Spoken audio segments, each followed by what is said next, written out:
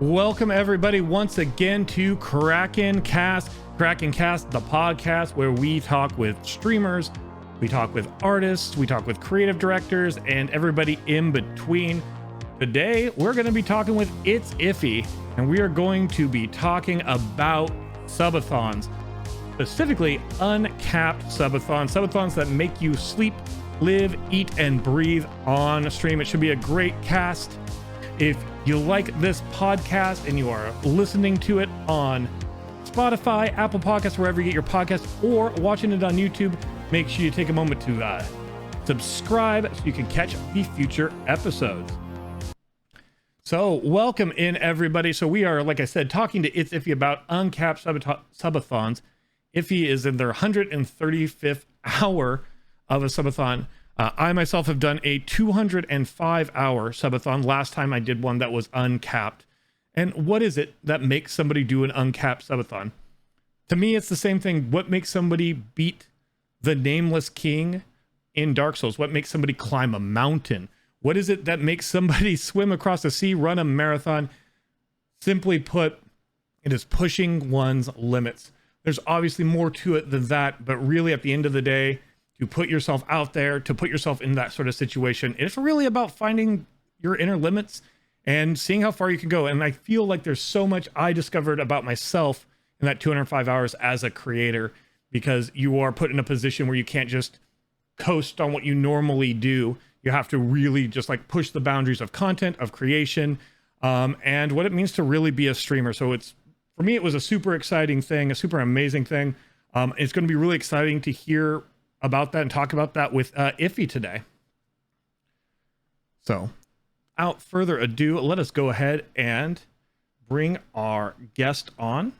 All right, welcome everybody to Itsiffy. Itsiffy is joining us here for episode 10 of Kraken Cast. So before we get on to our usual questions, getting to know you, let's talk a little bit about how many hours you've been streaming. 146 at the moment. With how much counting? Which how much to go in quotation marks, because we never can know. It says 10 hours and 13 minutes, but there's been like days where it just gets stuck at like 24 hours or 60 hours. It's like a day, you know, it's meant to go down, but it doesn't go down. Yeah, someone who has done the uncapped subathon thing, and last time we did that, I went 205 hours. I saw it stuck at 1 hour for 27 hours. So you never know where it's gonna go. Yeah. That's what I'm worried about tonight. So I'm gonna sleep before the clock runs out. I'm like prepared myself just in case. Otherwise, it's gonna be a long stretch at the end. We'll see. Yeah. We'll see what happens. Yeah, I do want to talk more about preparation, but before I talk about that, can you talk a little bit more about what made you decide to do an uncapped subathon? I like to talk about how part of it, there's a lot of reasons, financial reasons, fun reasons, connecting with the community. But for me, at the end of the day, it was the same thing that made me used to run marathons, which was I really just wanted to push myself and see, can I do this and how long can I do this? Yeah, so mine is more like, it's kind of selfish. This one was, I found out recently that my partner's pregnant. Well, congratulations. Thanks. So with, Christmas around the corner, my birthday around the corner, stepson's birthday, her birthday, and like just, it's just one of them years where everything, like, you got to start tightening up around the belt and everything. I was like, what can I do to try and like help? And I was like, I don't know, won't stop working before all of these celebrations come up. I'll just work as hard as I can and see what can happen, see what we can do out of it. So with this, it'll hopefully help us be a little bit better off now, so we can prep for the next 9 months for the new baby. Well, that's like I said, that's a really wholesome reason and a really great reason to raise money. But I do have to ask, why the uncapped? Because there's so many ways to do subathons, from multiple streams or huge incentives or different things that people will do. Uncapped is kind of unique in that you become like the Truman Show. You are living your life on stream. So like Ninja 614 did a multi-day subathon, but still was going like shutting down the stream and booting it back up. What was it about the uncapped model that appealed to you for that? Like, I'm going to work hard and I'm going to get ready to support this child, take care of the holidays and all that? So I've done the long streams. I've done like plenty of 24 hours in the 36s, and I did a 48. But when I did the 48 and I finished the 48, I was like wound up after the 48. So at like 46 hours, I was like dying. I just wanted to sleep, but I couldn't sleep. And I wanted to go for a very long time and do something big. So when I got to the 48 and afterwards I started becoming like manic, I was like lying in bed. It took me another 12 hours to go to sleep. And just like nothing about myself was like normal anymore. So I ended up deciding this time, I was like, I want to go for a really long time. Like I love streaming. I love doing what I do. And the schedule flip, I stream a lot less than I used to back in the day. I was like, this is a good excuse to just do it all the time. We watched you do it, obviously. That was fantastic. So I was like, well, maybe I can give it a go. And yeah, I did. Well, that's awesome. Yeah. Awesome that you just went for it. I know beforehand, a few days before, we were chatting on Discord because I had done it, and you were picking my brain for some advice because there's a few things I learned that hopefully might make it easier for someone else doing the same thing.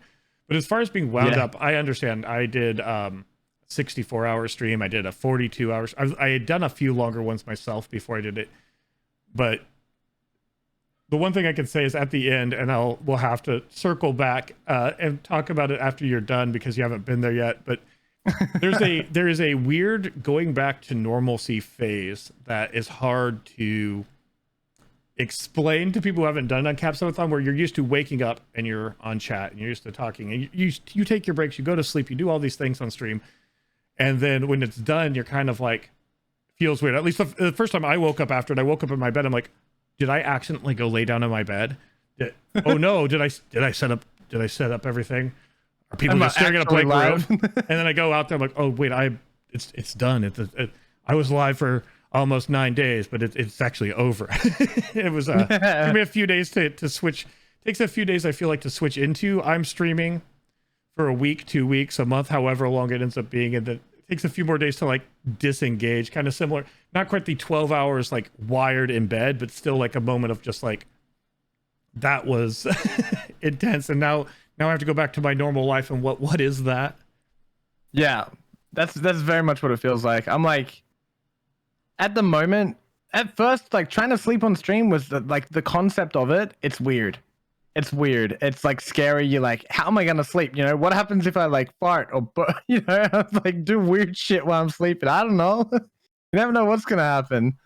So the concept of sleeping on stream was really scary, but now I'm like comfortable with it. And one of the most heartwarming things is when you wake up and see your chat waiting for you and they say like good morning or hello or he's up or something like that. It is the most mind-blowing experience possible. So waking up without that is going to be pretty darn weird. I don't know.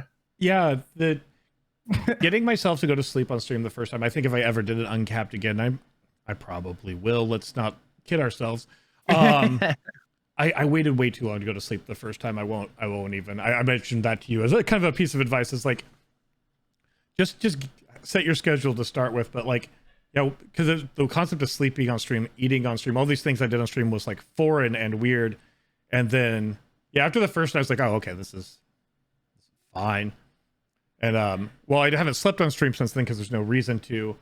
Definitely also just changed my perspective because you get told all the things you can't do, you shouldn't do as a streamer. Yeah. You have to always be on. Well, you can't always be on when you're streaming 18 hours a day because your energy levels are going to be a normal person's. You're going to have ups and downs, and it's a bit different. And you can leave to eat, but like half the time I'd just be watching videos, so we just eat on stream, which did help me afterwards because now I realize my mic doesn't pick up food. If I need to eat a snack while I'm streaming a long normal stream, I can do that. So I learned a lot about myself, and I know you're not done yet. So you haven't had that like time to reflect, but for me, like I said, there's a lot I learned not just about as streaming, but as myself and as a creator. Have you been learning like new things about yourself as a creator, being in this kind of unique situation that is not something you do all the time as a streamer? Yeah, so I'm kind of like, I think I'm known for being like high energy. I think that's one of the things like my channel has. So I started doing less of it and less days so I could bring more consistency about it. and then having to let that go, that was really hard. So like you gave me the advice, don't do a big long one at the beginning, like actually set your schedule from the beginning. And I did that, and that made it easier to keep. But even with that, there was still down times where I'm waking up in the morning. I'm not the person that can get out of bed straight away. I need some time. So I get up, and you do things in real life that you would never do on stream, right? You don't sit there on social media or reply to DMs or organize events or anything like that. These are all things that happen off stream, but now you have to do them on stream. So there's this like good hour of me just like sitting here in the morning, replying to everything and trying to sort everything out and do everything. But I just not really. I can't bring it 100% of the time. And then when I do, it's like bam, and then it's slow, and then it's bam. Yeah, so a bit of both. Yeah. That's the biggest thing I learned, I think. Yeah, and I think that, again, you'll have more time to reflect afterwards, but I think that also helped me a lot as a streamer, was realizing the ups and downs, because now I can have streams like I don't feel the need to always push it. I still, like, if I'm streaming for 4 or 5 hours, 6 hours, whatever, I still am going to try to bring the best content. But if I want to do something that's a little different, I want to, like, hey, let's react to some videos for a bit before stream, or I'm like, hey, let's just have a chill, low energy day. Before, I felt like I am this dancing person. I dance and I scream and I hoot and I holler, and I still do all that. But if I want to have a more low energy stream, doing the long thing made me realize the community is there for me. And if I want to like change up my energy for a day, it's not just in a long subathon, but just a normal every day. It's not gonna. It helped me have a lot more creative freedom as a streamer, because instead of feeling like I have to create content always like this is what people expect, it's no, I can create content in different ways. So I thought that was probably the biggest lesson I took away from it, and it made me a better streamer, which I didn't think doing it, because it is what I would call is kind of low effort content. You're living your life on stream. People are going to be there because you're doing this wild thing. But at the end of the day, even if it's a little more, say, low effort in some ways, because of that, it's still, I think, such a huge learning experience. Yeah, for sure. Like our communities lean heavily into the games we play as streamers. I've always found that, right? But I feel like secretly every streamer has this dream of being able to play any game that they want at any time. When they go live, their community's there for them. And I always had this like thing, I want my community to be there for me, not for the game. I don't want them to watch me because I'm good or bad at the game, or I'm doing something exciting. It would be really cool if they just watch just to see what I'm doing, or how, like, my perspective on things. And until the Uncapped Subathon, I've seen it before, but the Uncapped Subathon is what really makes you realize just how much your community is there for you, and they don't give it like anything what you're playing. They don't care. They're there to just be there for you and support you, and it's pretty mind blowing. And that was really important, because numbers do drop when you switch things. And that's fine, because people only have so much time, as I say. So some people are like, I really just want to watch ESO, love Iffy to death, or love Loctavian to death, but they're not doing ESO today. That's perfectly fine. But it's also, I always like to look at what I have, not what I don't have. So the sheer number of people who do come out for all these other things. But yeah, it for me, so I got partnered back in July, and on the process, as you know, we'll kind of switch into talk about that. The path to partner, you're kind of like, I have to do the things that get my numbers, because Twitch is very particular. Every stream has to be over 75. They do not count raids, this, that. They tell you no, for most streamers, They tell you no again. And so like, you got like, I got super focused on that, and it was hard to break that super focus. And then for me, the Uncapped made me go back to, oh wait, I'm more than just having to do this thing for a number, which was never me before I could apply for a partner. And it took me a while to get back to that after. So I'm just curious about you and what your process was like as you were approaching partner and going towards partner and things like that, and how it kind of maybe changed you as a streamer, or things that, like, habits you might have formed from that were hard to shake. Yeah. So mine was a little bit different. I was really close to partner, and then I had some IRL things happen.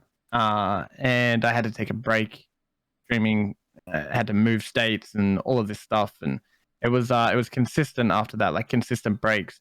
The biggest thing about Twitch is consistency, right? Like the whole idea of partner is pulling new viewers. Everybody thinks it's 75 a month. No, it's not. They're lying to you. It's 75 a stream, and that's not including anything else. It needs to be a bare minimum for majority of it. They don't tell you this, but that's what it is.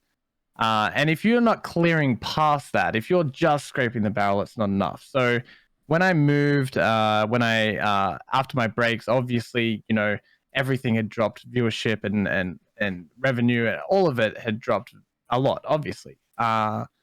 And it took me a long time. I was really close. I was clearing what they had asked by a lot. I actually had Vindalia helping me do all the maths for it to make sure that I was like actually above what they were asking, and I wasn't getting partner. And then after I moved, I decided to slowly build up. I talked to my partner Stace, and I was like, I want to do what I want to do, and then just relax about doing it. So I flipped my schedule to be treated like a job. Instead of streaming all through the night with 2 kids here, I thought it'd be better. I'm going to stream through the day. I want to wake up, have my breakfast and go to work, and then work my 8 hours, and then come home with the family and have lunch or have dinner or whatever, that type of thing. So I flipped my schedule, and that really upset things. But after a while, I stuck at it for a long time, and I just had to build up, stay consistent. And eventually, after the first application I failed, I actually had Maticon review my application, and I got him to he fixed up a few things on there and made it like actually wholesome, like it's supposed to be. Then we got partner. So yeah, it was pretty crazy. Now it made me not stream anything else besides ESO.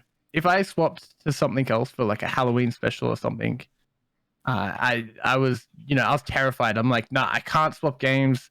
I can't play Sea of Thieves. My viewers are gonna drop, and then there goes partner for that whole month. Like, I'm gonna have to start over again. And then I don't know. Ironically, now that I've got partner and I can play whatever I want and do whatever I want, my community's here for me. Now I'm playing ESO because I love it all the time. I'm not streaming anything else because I just genuinely enjoy it. So it's funny how things work out, I guess. Yeah, and that's the thing is, while you're going for partner, you have to do the things that give you numbers. And again, I was never a numbers focused person. If I wanted to do something different for the day and my numbers were a fraction, it didn't matter before I could apply. And then for some reason, even after I got partner, my brain just got stuck in the caring about numbers, which is the worst thing you could do as somebody who, you should care about your numbers. You shouldn't just abandon the game that got you there. You shouldn't abandon your community, do a 180, anything like that. Don't get me wrong. But the worst thing you do as a creative person is focus on numbers, because that kind of forces you into like a pigeonhole, a bubble. Like, I have to do these things every week, because if I don't do these things, my number will fall. And it's weird to have to get into that mindset, and it's really hard, I find, to switch. And so just kind of talking about before partner, you mentioned like obviously had real life things, you changed your schedule and things like that. You actually started out, when I was looking through like Twitch Tracker and stuff, it started out in Ghost Recon for a few months before you decided to try ESO. And I just kind of curious, what made you decide to make that switch? Because now you have about 224 hours streamed in Ghost Recon, and now you have 2,641 streamed in the Elder Scrolls Online. Oh my God. Obviously, there was a big gaming switch for you, and I'm just curious what made you decide, hey, I'm going to go ahead and try ESO out on stream, and what made that become like, yes, this is the game I'm going to kind of attach myself to, for the bulk of what I do as a streamer. So I used to play ESO on PS4 like religiously since launch up until Dark Brotherhood, and then I stopped, and I stopped playing, completely deleted my account, my PlayStation account, everything like that, and I just stopped. And then after a long time, this is going on now like 3-4 years later, I decided, I want to stream and stuff. I want to get a computer and play computer games and all that sort of stuff. When it came out, I was like, I don't know if I really want to start on ESO. And I was just playing a game, Ghost Recon Breakpoint, that I really enjoyed at the time. So I thought I'd just do that, I'd give it a go. And then so I started playing it. And it was good. I made a lot of good friends on there that still support the channel today, that's really strange. And after a while, though, the game got stale. The content wasn't there. The bugs were too much. And I thought, I'm going to start branching out. I'd just got an affiliate and it was time for me to like find something else. So I tried Need for Speed. I tried Star Wars, COD. Like, I tried everything. I think I even did a Minecraft stream in there. So many different things. And then eventually I was like, I just want to play ESO. That's the game that's always had every category for a game checked for me. So I just downloaded ESO and then started streaming that. And at first it was pretty rough. But then once again, the ESO fam made me feel pretty darn welcome within the first week. And that was it. I was like, bam, I'm just going to keep grinding. I focused on actually playing the game instead of the streaming part and just played my game while I was talking to people. And yeah, here we are. Yeah, and I think there's a couple things to kind of latch onto there and kind of talk about. One is, I feel there's a couple things about streaming in an MMO that's a bit different, and it goes for any MMO because I've talked to friends who stream WoW, who stream Final Fantasy, who stream Black Desert Online, and that's a lot of people who watch. If you watch streamers play certain games, even if they're games you play, you might be watching them for high-end, gameplay, or maybe you're watching them to get scared, maybe you're watching to mess with them, maybe you want to just watch them fail at this or that.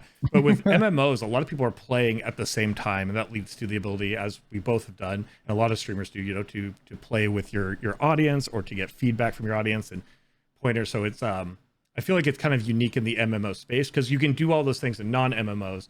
But with MMOs, like, these are people who are actively like playing constantly in a persistent world, so you can jump on at any time and be like, hey, let's go get sky shards together, or let's go do a dungeon together, and they live in the game as well, so it's kind of easy to do that sort of content and connect on a different level versus like you can do community games with other people, but with single player games you can't do that. So I feel like that's always been a unique thing. Do you feel like that adds a lot to your content, or what like makes you really like streaming it? I feel like without it, we wouldn't be where we are. So Ghost Recon Breakpoint, I could do the same thing. I played with the audience because I didn't have a big audience. With the audience growing, now it's much easier. Like, we do our trials and our dungeons and just random quests. I've been doing Master Angler now for about 5 days, and everybody just keeps coming with me. We're all just fishing together. Like, it's these things that create a vibe, I guess, for the stream, for the content, for the game. So yeah, the fact that it's ESO with the MMO helps shape the game. And you can do the same thing with other MMOs, but I just feel like they're a little more intense, so to speak, at least in my experience. Like, ESO is chill. You can relax and just meet up with your friends and go do stuff. Something I watched a lot of streamers. I was watching Twitch years before, and I really watched ESO a lot. And so something I picked up, mentioning Vindalia again, is ESO is the game where I can run around a city looking at like random pretty things while I'm just talking for an hour to chat. Yeah. If we're just doing circles around and people are still just there and vibing. But the other thing you mentioned is like the ESO fam, the other ESO streamers, because the category I used to say is unique, but there's other categories like the Sea of Thieves is a lot like this, Fallout 76 is a lot like this, which is there isn't a lot of levels. You can find sometimes in categories where if somebody's starting out as a smaller streamer and a huge streamer, there's like levels to it. So like bigger streamers in that category interact with bigger streamers in that category, and medium size. And it's more, that's sort of how it works. Whereas with ESO, you'll see some of the biggest streamers in the category rating off to smaller streamers and, doing co-streams. Like I've seen, Reishi Spores, who has like an average audience of like 40 to 60, going on trials with streamers with like, Ninja 614, who's averaging 300, 400 viewers and everything in between. I think it makes the category, I think people wait and see because sometimes people like pass through, but for people who are like clearly putting up like stakes and making it like a core part of what they do, we're such a welcoming community in the game, but also as streamers with each other. Yeah, 100%. It's funny, I thought about this strategically when I first started streaming. This like idea of what I thought would be a good strategy in order to grow on Twitch, and we all have it. And I decided that I would try and find a category with 1 to 5,000 viewers that didn't have, too many streamers over 200 viewers, and didn't have the channel wasn't too saturated with 1,000 people streaming at 0 viewers. That was the goal, and of course ESO snuck right into that. Then when I got there, within the first couple of weeks, I'm getting rated by Vidalia, who at the time had hundreds of viewers. I think I was rated like 300-400 viewers, and that was like mind-boggling. And then Minnie Mary raids, and she's got hundreds and hundreds and hundreds of viewers. And then it just sort of starts revolving around. You start to see people in your chat, and you know that they're streaming, and they may stream for 5 people, but everybody's wonderful. There's not really too many like idiots in the ESO fam. Like, everybody's lovely and looks after each other. So yeah, it's the thing that makes ESO and my streaming journey like really special is the ESO fam. It makes it easy to be a streamer, or like for me anyway. That's what I reckon. Yeah, and like you said, and people help people. Something Reishi said was community, not competition. And I feel that in the category. Somebody who started by streaming outside the category, who does branch more and more outside of the category as I kind of like branch into other things. It's not always the case. It's very easy in a competitive field to feel like you're competing with other streamers, when in truth, a competitive field really means that you have to make your channel the best it can be, your content the best it can be, network and all these things you have to do. And it's competitive in that there is only so many viewers. Like you said, some categories can get oversaturated, but it's very easy to get into the grumble. Why are they bigger than me? Or why are they growing faster than me? Or why are they bothering talking to me? Are they trying to clout chase off me because they're like, it's very easy to kind of get into those mindsets, I found. And what I like about the ESO category has been, it's never been like that. I've never seen very many people there. There's peripheries, just outliers, but for the most part, I haven't seen too many people trying to clout chase because I'm bigger, or when I was smaller, too many people like shunning me away. And it's been, like you said, it's kind of a really unique category, but it's also a really great category in that there's a lot less of that sort of negative behavior, because we all want each other to succeed, and we realize that the rising tide raises all ships. If the category is doing better and there's more streamers doing well at it, we all intermingle so much, we all actually end up doing better because of it. That's right. Especially with ESO's balance of viewership. Like, we all know that Twitch's numbers are dropping this year with, COVID cleaning up and everything like that. Like, just statistics across the whole are lower than they have been for the last couple of years. So it's not about like one person succeeding or us succeeding. If we help each other succeed, then we all benefit from it. We'll all grow together. So it's very much like that. Exactly. So in terms though of like, starting out and the help you got, those are all really good things. I really kind of want to shift to goals, because to me, the most important measure of growth is goals. I'm big on goal setting, because if I say, this is my 1 year goal, I can go, I got 70% of the way to this goal, and I got way past that goal. And then I kind of measure my personal success on goals, and goals also help me have direction. I'm just curious, just kind of along the way, what were your goals prior to getting to partner, and how have those goals shifted to what your goals might be now? So kind of lame, really. Just consistency, I guess, was something I wanted to go back to, setting a schedule and be there at that time. My goal was to try and replicate my viewership from nighttime and bring it to daytime, that I could get it to feel like a job, and then hopefully one day treat it as a job instead of, ideally, like, the dream is obviously, make money and then be able to support your family, support your friends, or whatever, and all of that stuff. And I just figured like that was consistency. Getting to partner is going to be the number one thing, right? Just stream. So many people say, I want to stream, or I'm going to stream, or, I should stream, or something like that. Just stream. It's fun. You work everything out as you go. And so, yeah, it was just consistency. I didn't really have any goals. I tried to set sub goals, but I always find that if I set a sub goal, I focus too much on the sub goal. So I just sort of let that one happen naturally. Followers was certainly a big thing. Hitting 5K followers was like, holy moly.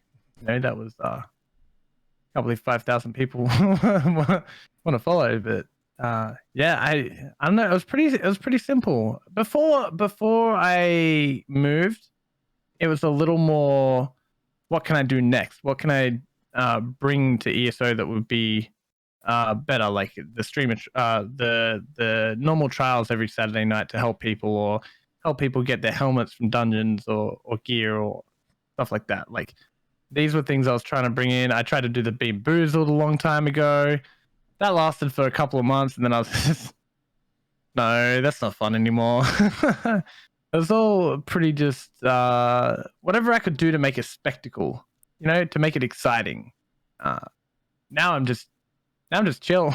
I just want to stream, play my game, play it with people, help people, and relax. That's it. If when I scream a lot.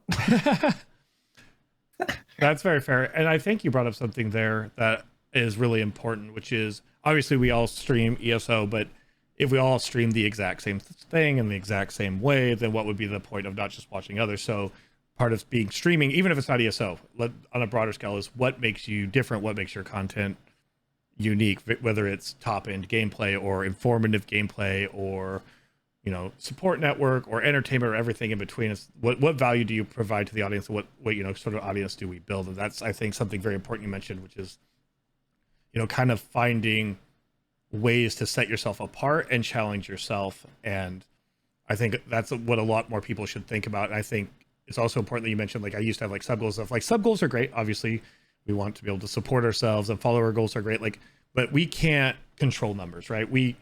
One big stream where we're featured on Bethesda or part of World Plays or some of these big events, you can get a bunch of followers, maybe get a huge raid and get a bunch of those are things you can't control. But what we can control is if an opportunity comes along, and sometimes that's luck dependent, sometimes that's networking dependent, but when that opportunity comes along, it's the content, it's what we've cultivated that actually gets people to stay and come back.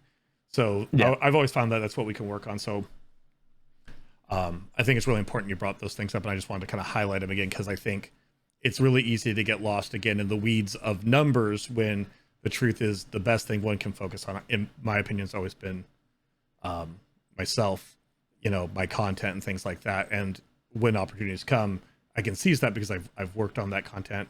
But I do want to talk a little bit, because you have exclusively kind of streamed ESO for a long time, branching into other things here and there, is burnout. I know as a player, I experienced burnout with ESO. There'd be time. This is the time of, we can see it in the category. The numbers are down in November. They're always kind of down in November, December, because this is kind of like post chapter where things level out. But as streamers who stream the game, we have to keep doing it. I'm curious, what have you felt some burnout while just doing only ESO? Have you felt pigeonholed? And what have you done to kind of like stave that off and keep it interesting so you don't burn out on basically the primary form of content you make? Yeah, so I got burnt out from Ritz. Doing Ritz for 2 hours every day. I used to stream for like 6 days a week or 7 days a week. Doing 2 hours of Ritz every day, it did my head in. I was like, no, like, I've got everybody asking me to go and do stuff, and it made it really tough to go and do stuff. Also, like, touching back on what you said before, I feel like I do like a good mix of, I'll do noob stuff, right? I'm happy to sit there for 6 hours on a normal dungeon. I don't mind, as long as we're having fun.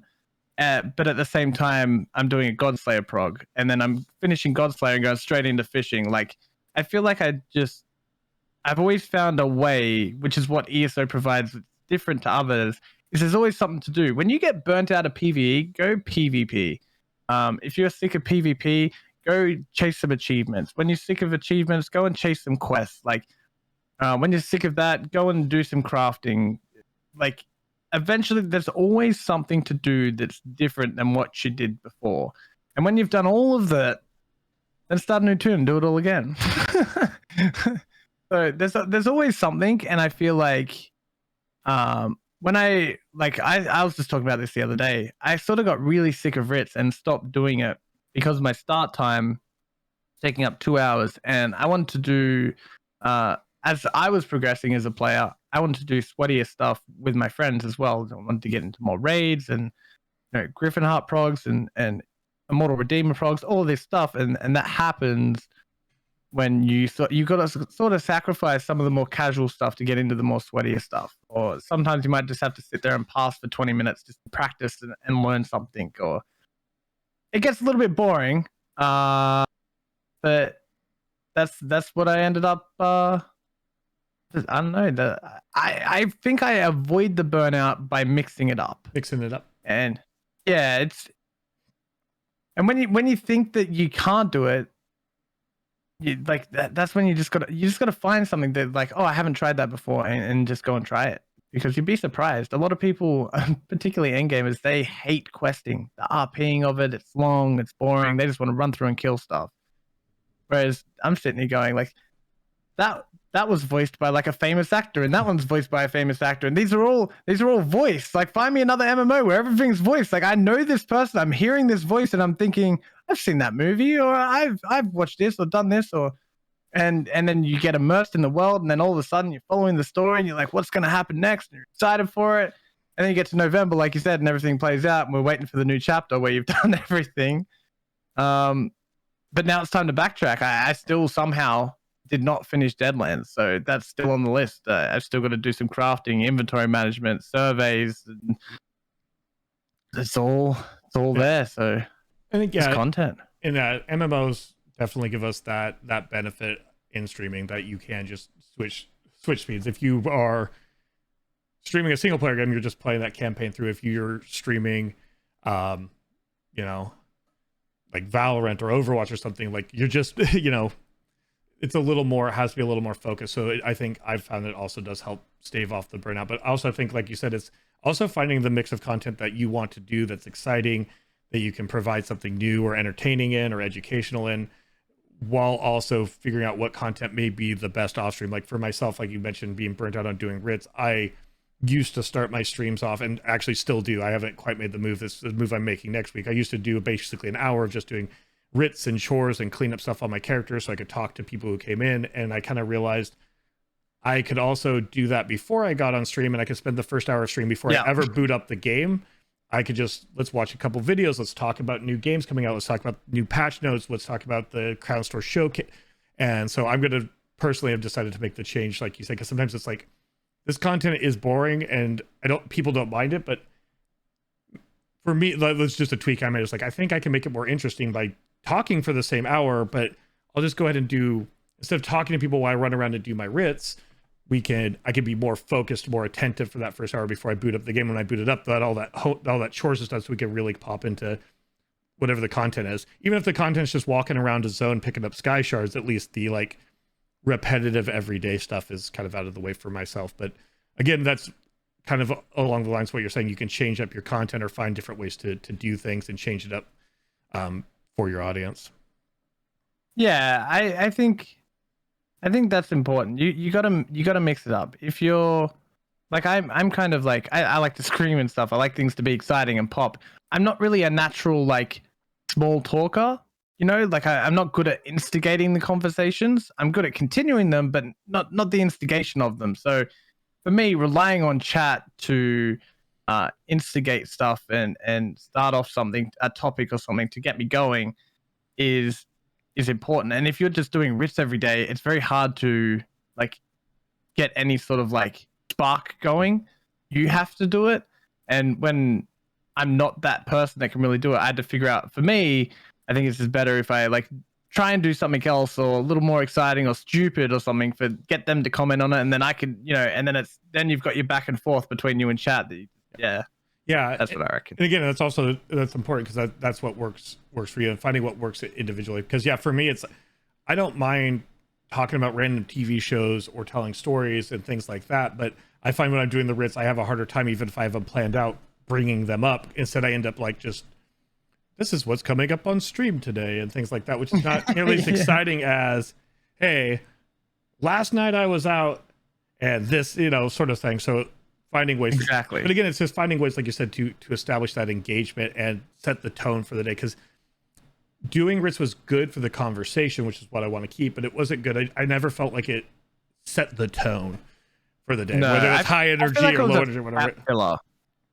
Because yeah, when you turn on a show, usually the first thing about a show is not just kind of like this and this and this, even if that's part of the show.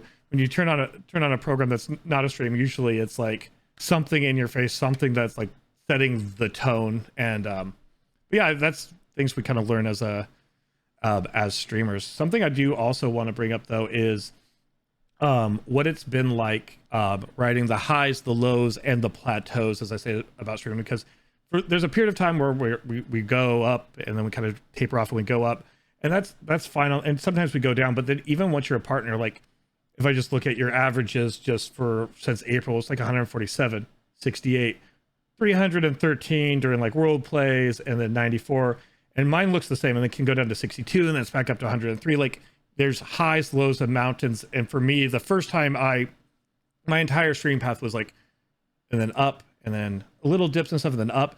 And so the first time I kind of went down, I was like, what's going on here? What have I messed up? Or all these things. I got really worried about it, and I had to be like, no, your number is still higher than what it was before this big spiky moment.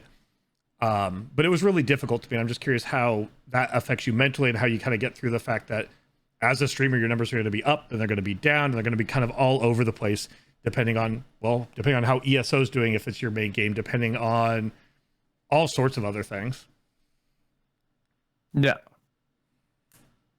So, like, how I've felt with it all? Yeah, how have you dealt with like the highs, the lows, and the plateaus as your numbers have kind of gone up and down as they do for any streamer? It makes it, oh man, it makes it hard. See, I don't really advertise this much, but I actually like struggle a lot with like mental health and stuff like that. So, when they got really low at one part, like I'm logical enough in my thought process to sit there and go, it's because I had a break, it'll grow. Stay consistent. It'll happen again. But at the same time, I was sitting there going, what have I done wrong? Like, how do I get this back? There's people that I don't see anymore. Like, why aren't they in chat? Like, what can I do better? How can I improve to be better all the time? And then when you start thinking like that, you lie down at night and you're going to sleep and you're like, well, maybe I'm not, like, maybe I'm not cut out for this. Maybe I can't do it or something like that. That got me a lot. Then I don't know. Then I'm really good at slapping on the face, so I just get back on camera and I go wee. I go wee for the 6 hours, and then sometimes it goes really good, and then that fixes it. So it's kind of just a roller coaster, both like emotional and like even physical as well, because it can have a physical toll on your body just trying to feel everything. I don't know. That's what it is. I don't really advertise that stuff though, because I always found myself I kind of wanted to separate it from stream. I wanted to be a positive influence for people who felt the same as me without them knowing that I felt the same, if that made sense. I think. No, it does make a lot of sense, and I think that's important, and that's why I like to actually do the podcast. I think that's the most important part of the podcast is when you're streaming, when you're doing your game, when you're doing your content, it's really hard to be like, hey, I'm just going to drop into, let me talk to you about my analytics. Let me talk to you how, like, man, I was riding high because of this event, and now numbers are a little bit down, and they're down across the category, but it still got me kind of freaked out. Like, you can talk about this sort of thing, but like you said, it can take away from the content. So like the podcast, that's what I really like about it, is it gives us this opportunity to actually talk a little bit about that. And the big thing you brought up is mental health, whether it's anxiety, depression. In my case, I have ADHD and have depression, things like that. And while that's part of my content, it's not part of everybody's content. Not everybody wants to be a creator who is talking about and answering questions about that. But even if you, no matter what, streaming is a very stressful hobby. It's a very stressful job for those of us who've chose to make it content creation a career, because we are managers of ourselves for the most part. We are advertisers, producers, we are directors, we are coming up with content off stream for on stream, we're analyzing analytics, and we are broadcasters and presenters and entertainers and everything in between. So that's going to take a toll mentally. There's no way it can't when you have so many moving parts. And so I think it's really important you brought up mental health, because I think self-care is a very important thing to talk about on the podcast. And just curious what, support network, obviously, you have your partner and things like that, but like, what does your support network look like, and how do you deal with like that level of anxiety or self-doubt and all these things that kind of come along with streaming that are going to add to it already, like a person who, already has a lot of other things going on in their lives?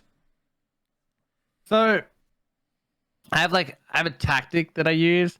The only real network that I have in my life is my partner Stace. I have my community as well, but I try not to ever dump my crap on them. I have a few really tight friends in my community that I talk to about certain stuff, but never like too deep about it, because they're here to have a good time, not to my crap. So but my tactic is almost every day before stream, I have a panic attack before I go live, which is really weird because now I've kind of averted that with the Uncapped, because I'm waking up and I'm already live. So there's not really any panic attack anymore.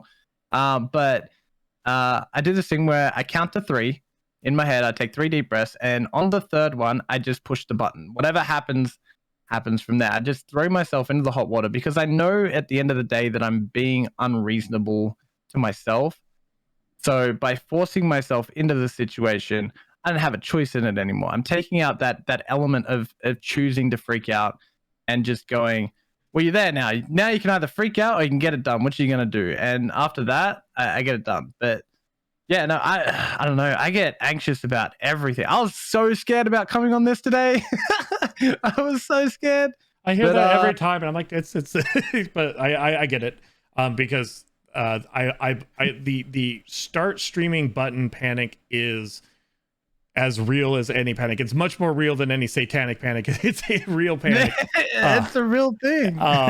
Yeah, like, and all of us, like, not everyone, but a lot of us, we develop our rituals. Like, I eat a high protein breakfast, and I go out on my porch for 10 minutes, and I do this, and this. But yeah, every day before I click the start streaming, there's just this moment of, and I hit it and I go live. And as soon as I'm live, as soon as the first like words scroll across the screen from someone in chat, or as soon as I am just launching into talking about something, like, I'm fine, it's great, I feel great, I'm happy I did it, my dopamine is just firing, right?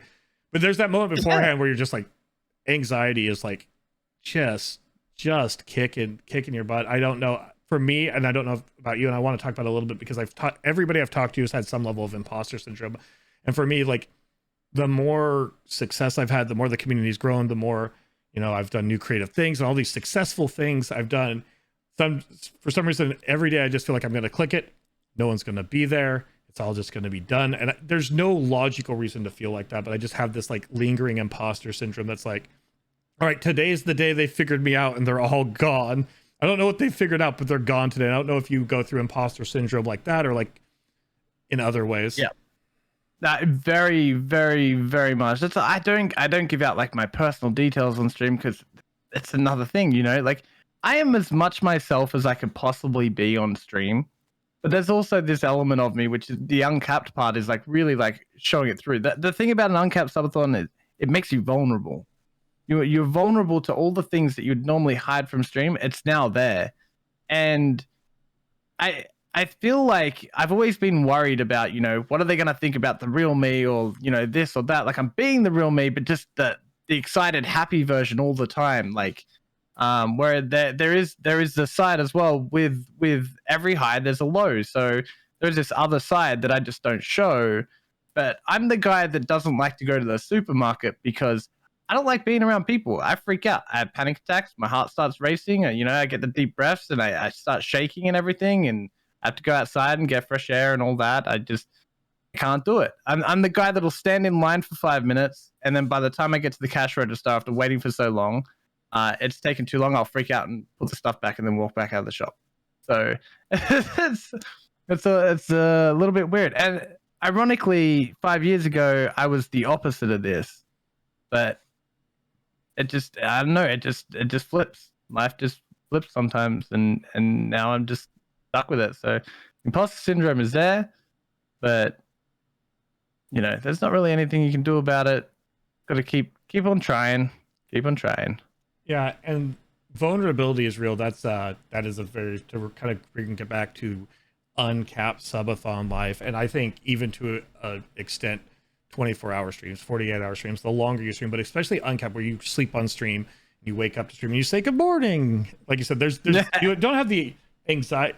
Like there was less anxiety for me getting off that couch back there, adjusting my camera, sitting down here with my hair unkept, be like, hey, good morning, everybody, talking for a little bit, like I gotta go take a shower. Like that was less stressful than hitting the go live button, but at the same time, it is very vulnerable because you can't be like high energy, optimistic, this, and that all the time. Because when it's for the whole week, if something bad happens, like you're gonna get salty. There was like during my Uncapped Subathon, I got a really nasty DM on Twitter, and it made me salty. And then somebody said something in chat that was a joke, completely joke, and it was fine right after because I was like, wait, that wasn't about you. I'm not not upset about you, but like it just triggered that moment. I was salty, and like I'm not as I've been salty on stream. I still before that and after that, but like that was a moment of like I'm living my life on stream. I don't have much of a choice but to like deal with this. So yeah, there's that vulnerability there because like you said, it's not like because you have to kind of be yourself on stream to some extent. We are ourselves on stream, but we're also our broadcaster selves. Like we're not the whole pie, and while you're doing the Uncapped Subathon, you're still not the whole pie, but you are much more of the pie of who you are because you're there the whole time. So yeah, it does make you vulnerable, which again, I think that goes back to, at least for me, making me a better creator, because it's like, oh, it's okay to be me. It's okay to do content that's super sweaty. And I'm like, fuck this. Why are we doing, and did it again. And then, let's fucking go. Like, it's okay to get these different energy bursts that is not the same as what I would normally do on stream. So for me, it was eye-opening in a very positive way, but also at the same time, it's kind of really vulnerable to be exposing more of yourself on stream than you normally would when you're not living your life there. Yeah, it's almost like we treat our broadcasts like a TV show, right? When you think about it, we go and we get ready for stream, and we set everything up so that it's going to be a consistent amount of content for the most part, right? There's kind of an order to the chaos of things. But with the Uncapped, you just that's it, man. Like whatever happens. I have had some horrible DMs and things said about me, the same thing, and it makes you like rage inside. I've had things during the Uncapped where I've wanted to cry. I'm like, you just can't do anything about it. You just have to sit there and you're either going to let it go and just carry on with what you're doing, which is what I've done for the most part, or it's going to get on top of you. You're going to show it on stream. And I think there's just this element of it where you've just got to accept, like, it is what it is. And surprisingly, chat is always, as much as they love to troll us forever, they're always more understanding than I think any streamer ever gives them credit for. When you start exposing yourself or your vulnerabilities to chat, 9 times out of 10, they'll be there for you. And then you'll have the one idiot that just likes to say something funny to get rid of the awkward moment, and then you're good again. That's what happens to me anyway. So. I mean, I have been watching Twitch since like 2015 maybe. I've been watching Twitch a very very long time. And it is an age-old tradition for chat, and especially at times your mods, to mess with the streamer. That's what makes this, that's one of the things that makes this content so appealing, is we have chat going active live with what we're doing, which does allow them to mess with us, which is fun. But yeah, there's also, there's a certain level of vulnerability from doing the Uncapped and, like I said, living life on stream. It's so weird. Yeah. As we kind of wind down a little bit, there's a couple other things I wanted to talk about. One is, as somebody who's making the move, being full-time content creator and things like that, I know obviously you're streaming. Are you looking at other means of content creation, be it YouTube or TikTok or things like that? So I thought about this because, you hear all the advice from the Harris Hellers of the world and stuff that say, use other platforms to grow. And then when those platforms grow, because of the discoverability on Twitch, your Twitch will grow naturally. I don't know if I've got that in me. I'm not really like, it sounds so weird. I'm the worst person to take a photo of. I cannot do a good photo. So the idea of videoing myself for TikTok or talking about something, I don't have that like thing inside me. So YouTube, I've been dabbling in. I ended up having to step away from YouTube for about a month But that is now something that I'm doing. I'm trying to find original ways of making content, which is just like next to impossible, or to make the same content but with like the Iffy twist on it. You know, there's something that I would like to watch or enjoy or something like that. Right. So that's something I'm working on. I've been doing trifectas. We've got them all booked up. I think I've got 8 trifecta runs that I have to edit and throw out there. And I did a Ritz guide. And it's things like the Ritz guide though that makes streaming so much more fun than YouTube. Is the Ritz guide, I recorded that at nighttime, and I had my stepkid sleeping in the room like adjacent to me, so I wasn't being my normal like happy energetic self, and instead I was talking really monotone and nice and quiet and trying not to wake them up. And now it's there, you know. So what I do, so one of the big streamers, I have to say on Twitch, but he actually just made the move to YouTube, but still streamer I really admire and kind of model some things after, even though it does completely different content, is Ludwig. He's a huge streamer used to be a huge streamer on the platform, now is on YouTube. And that's because he did a stream once, and it was an hour and a half at the start of the stream, and it's so you want to be a big streamer. But some of the stuff still applied to small streamers. One of the things that he said that he does was just like made it click for me, and why I'm trying to get more into YouTube is he comes up with, before the stream, this is the part of the stream that is the YouTube video, and just does the stream, and the stream becomes the raw footage for the YouTube video, and then that can get edited down and put out, which, because like you said, I was struggling with going live, and you know, even if I had time to make a video, like it wasn't the same energy. And then that is what's made it click more for me, is like I understand the importance of bringing audiences from evergreen platforms, because people only can find us live when we're live, but you can find a YouTube video forever. So yeah, but I understand. I mean, unless you're live forever. Yeah, unless you're live forever, exactly. But yeah, because I do understand what you mean. It's really hard to be like, it's a whole learning editing and what works on YouTube and algorithms is learning a whole new skill set. So I also was struggling with like making videos when I wasn't live, and it's like, all right, I got to find a way to like get my raw footage while I'm live, because that's where the energy is. That's where I'm putting all of my attention for this content into.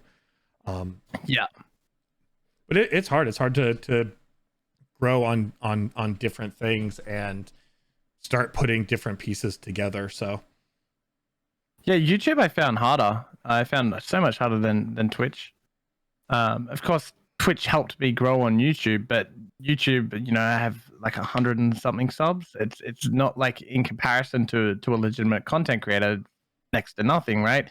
It's a great start, but got a long way to go, and it's hard. It's like really hard. So not to mention you have the Nephuses of the community, and the Skinny Cheeks and the Zyanodes and the, you know, all these guys, Lucky, they're all putting out like top tier content regularly all the time.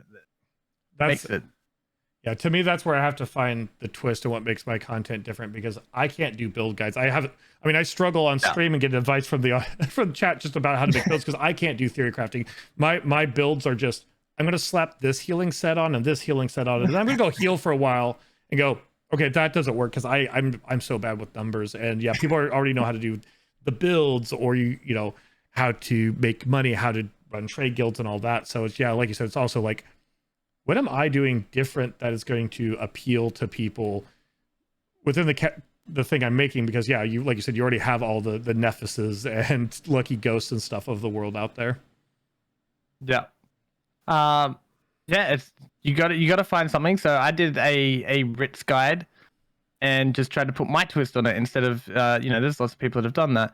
I also did a CMX guide, people that, like yourself, right, who struggle with the numbers or don't care too much for the sweaty stuff.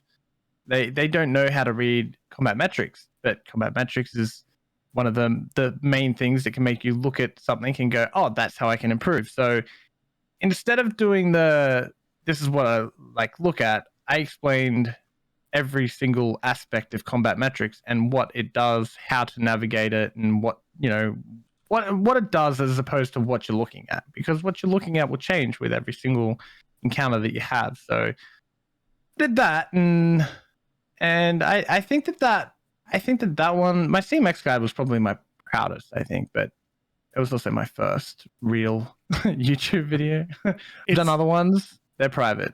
Yeah, it's but it's like I said, it's a whole new skill set. We get to sort of, it doesn't transfer over, so like it's weird to start over and grow, even if it's very important for the whole diversification of things.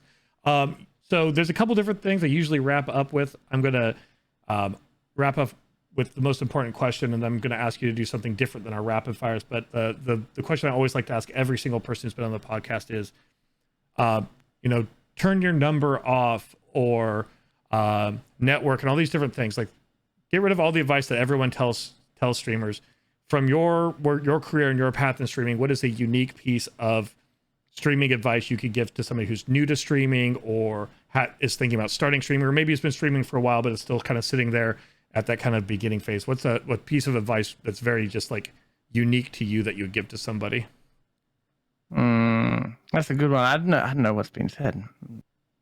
Look, I'm gonna say, just do it. It sounds silly. Swish. It's not as bad as you think. Like, it's scary. It's always scary. Streaming to 0 people. Here's my advice. This is my favorite advice, and I've given this one out a lot. Treat one viewer like you have 100 viewers. That's my advice. That's what I've done since day one. I've been energetic and exciting since day one with one viewer, and I've treated that like I've had 100 or 1,000 viewers.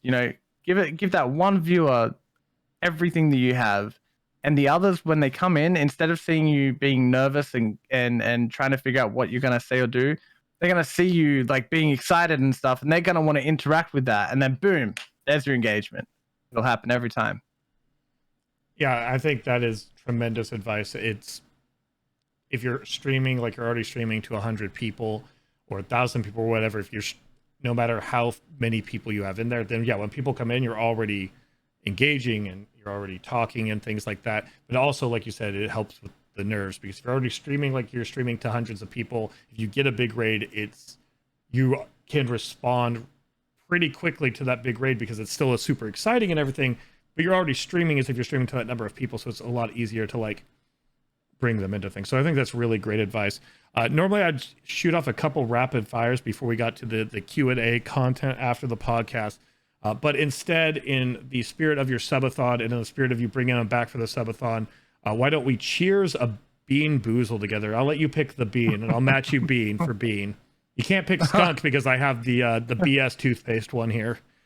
Don't worry, I wouldn't pick skunk if my life depended on it. Let's do it. All right, I'm gonna spin it. Okay. Okay. That'll make it easier. Hang on. I got out my. What do we get? I can't. Okay, hang on. It's blurry. I can't tell. We got coconut or spoiled milk. Okay. There's an all white coconut right there. All white. Now I've got a. Oh yeah, there it is. All right. Oh, so nasty. All right. Here's to the Uncapped Subathon life. Let's Cheers, hope we both get a good one. Right? Oh. Maybe you got the good one. I got coconut. Okay. Yeah, let's go. Let's go. Let's go. More Yes. like, oh no. I stream 8 more of those in one day today, so I'm really glad I got a coconut. Oh, I'm happy for you, but I'm not happy for me. They're so bad, aren't they? Yeah. All right. How many have you had to spit out? I've never spit one out. I just toughed through it. I'm proud of you. I during a subathon, took a whole pack and blended it up with a milkshake. I made a Bean Boozle milkshake once. That I almost spit out. Bean Boozle milkshake. All right. So we will get to the Q&A. The Q&A, for those of you who are listening to this as an audio format or listening on YouTube, the Q&A will be a separate video. So to wrap things up before we go to the Q&A, thank you again for joining us on Cracking Cast episode 10. It's Iffy talking about your amazing subathon, which you are still in the thick of. So I appreciate you taking time to make this part of that long content. If you want to go ahead, if you could shout out your channel, I'd say shout out what you have coming up soon, but we have coming up soon is the subathon until you're allowed to finally turn it off. So as I want you to shout out your social medias, your channel and everything for people. Yeah, that's a good, well, Twitch is Itsiffy_, as you can see, right below my name or my face. And for those of you who are listening to this on audio format or on YouTube, you'll find a link in the description below. Yes. On YouTube, it's just Itsiffy. Twitter, I don't know my Twitter handle. That's a good question. I think it's just Itsiffy or Iffy TV or something like that. I don't know.